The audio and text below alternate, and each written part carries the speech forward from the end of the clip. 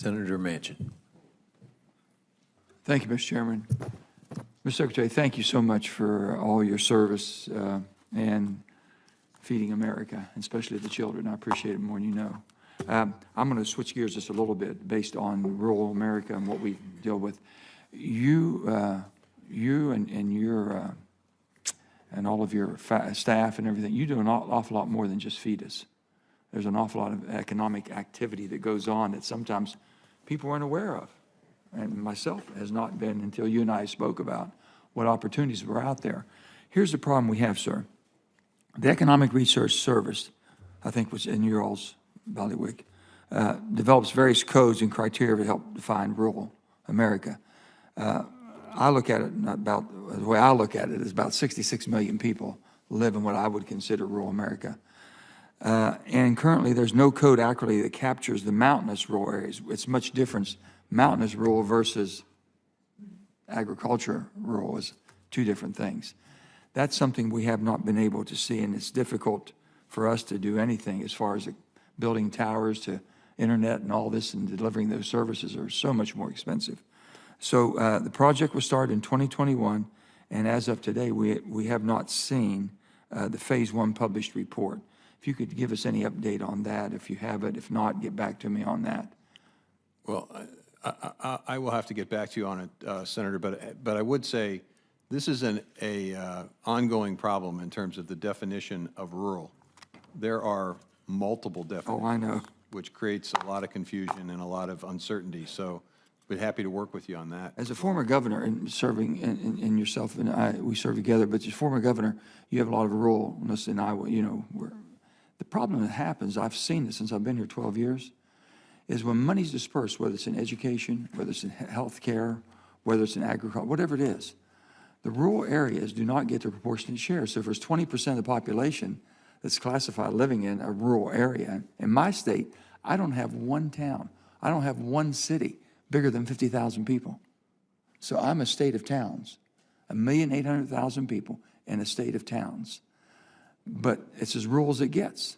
And it's as wonderful, as wild and wonderful, it's as wonderful as it gets, but they get left out. And we look at the national money that goes to rural America, it's only about 7, 8, 9% of federal funding. Because I guess showing the biggest bang for your buck is better if you have 1 million people versus 50,000 people. But the services are just as needed. That's the problem we're running into. Well, they are, but there's also a contribution that rural America makes, a disproportionate contribution it makes to our military. Oh. People often forget that a disproportionate number of our military come from those small towns in West Virginia and Iowa. Appalachia, Appalachia especially. Let me go into this one here. President Biden requested another $400 million of the Reconnect Program, okay, in his fiscal 24 budget he just put out. That's in addition to the $348 million we had in the last budget. And that is on top of the $2 billion in the bipartisan infrastructure bill. So we put billions of dollars out there.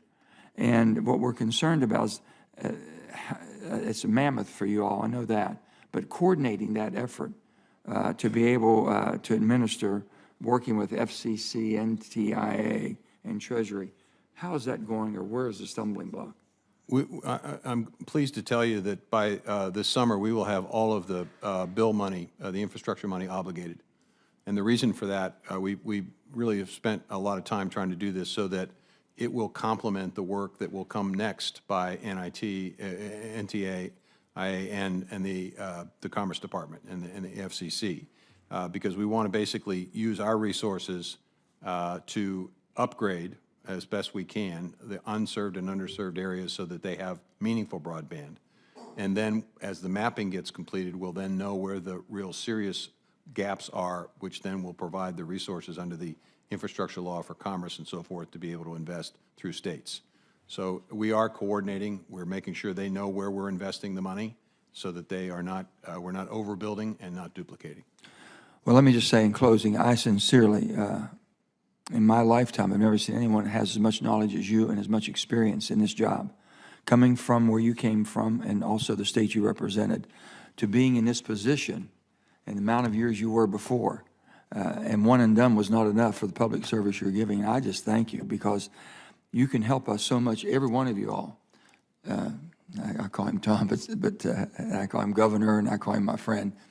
He knows more about how to help your areas as far as in getting other than just the feeding of America, but basically economic development. There's so much that they can offer in that office that we're just not accessing. So thank you, my friend. Sir, appreciate it. Well said, Senator Manchin. Senator Hyde Smith.